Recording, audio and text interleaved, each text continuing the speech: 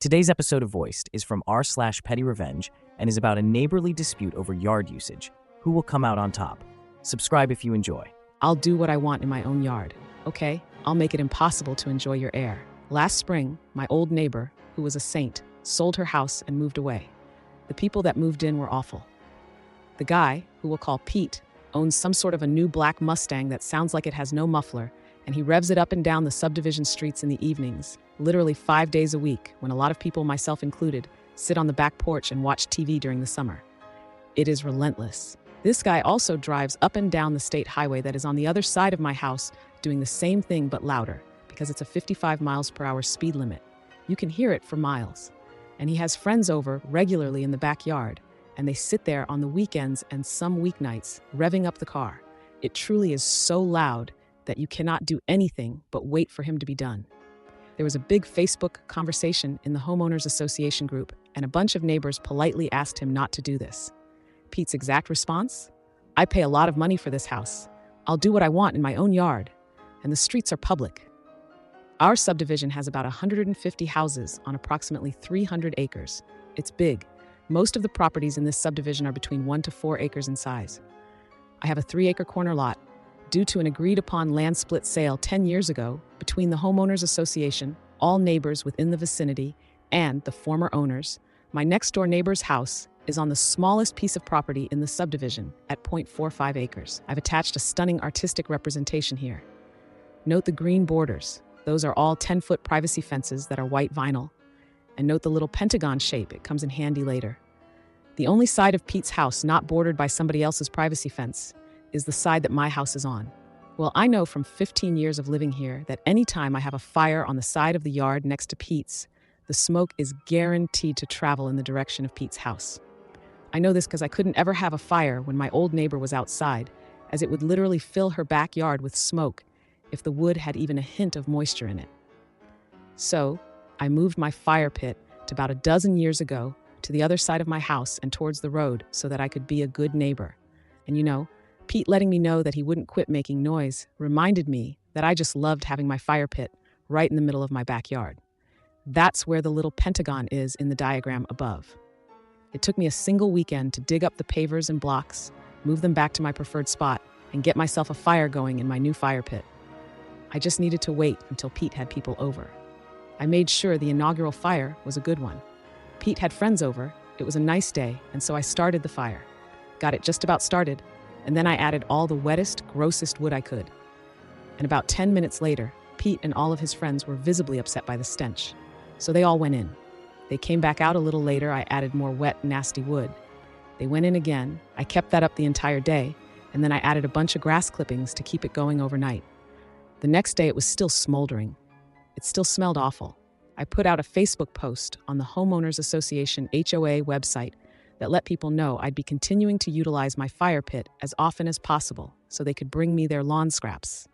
I had about 20 people respond in a few hours, saying their clippings were all mine. I kept that fire going. My dogs are good alarms, and they rush outside anytime anybody is in Pete's backyard, so I would hear the dogs scramble, go out, and add more clippings. After about 3 weeks, Pete and his wife came out and very kindly asked me what was going on with the fire pit. She very politely informed me that her hair would smell like a campfire if she went into her backyard for any amount of time, and they could smell it coming into their house through their ductwork. He said I was making it hard for him to enjoy his backyard with his friends. They asked me if I could ease back on the fire because I probably didn't know that it was impacting so much of their home life.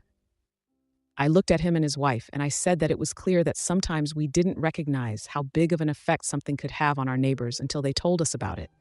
But then I said, as objectively as possible, that I normally live by the same I'll do what I want in my own yard thought process as Pete does. I have a right to enjoy my yard. I looked at Pete directly in the eyes and said, and I know you support that because of how the conversation concluded about your car, right, Pete? He looked at me like I had scratched his favorite compact disc.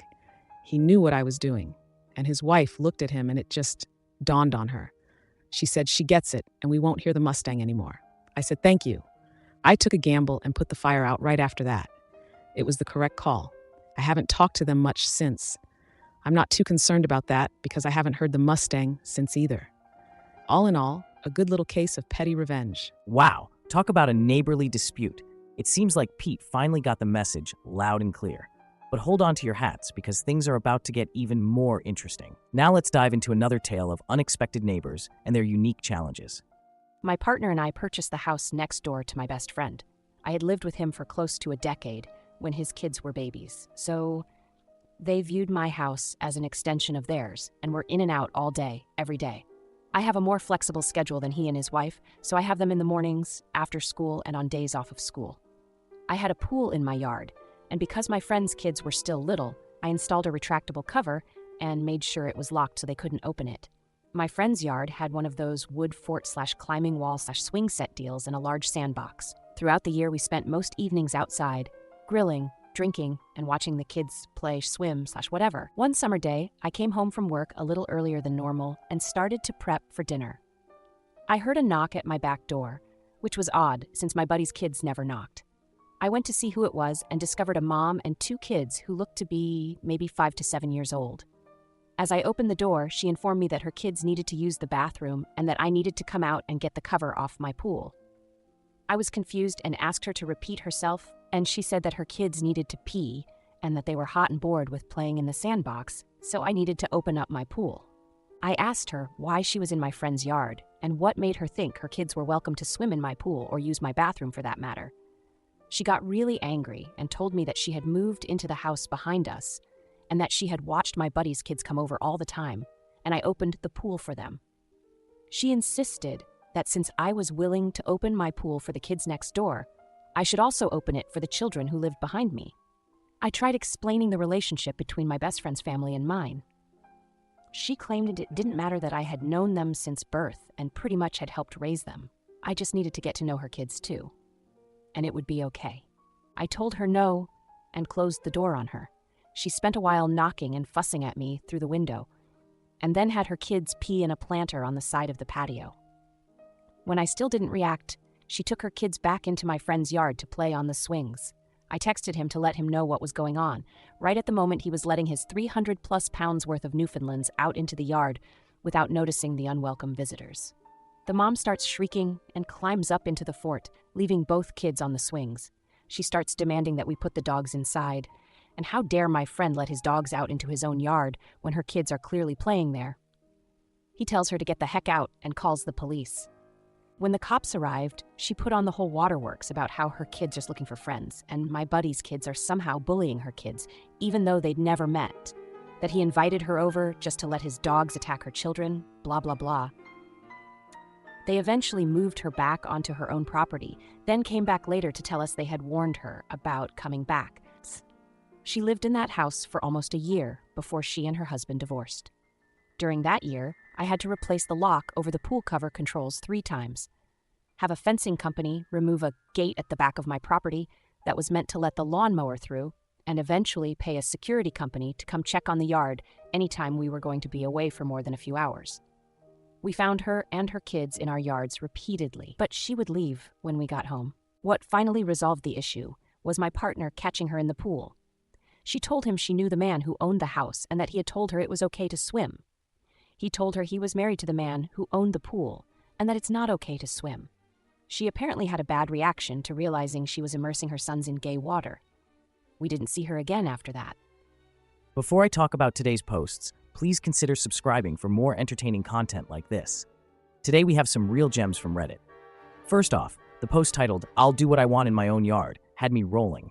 Pete, with his loud Mustang and disregard for neighborly peace, got a taste of his own medicine when our OP moved their fire pit to create some Smoky retaliation. The best part? When Pete finally came around to ask about the smoke, he was met with a calm but firm reminder of his own words. Classic. I love how this story turned out.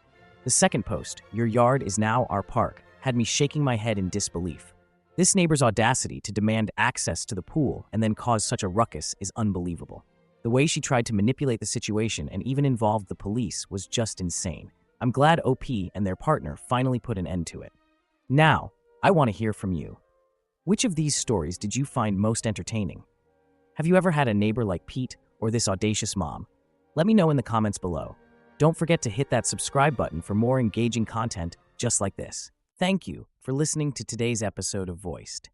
If you enjoy daily, high-quality stories, please like and subscribe to show your support.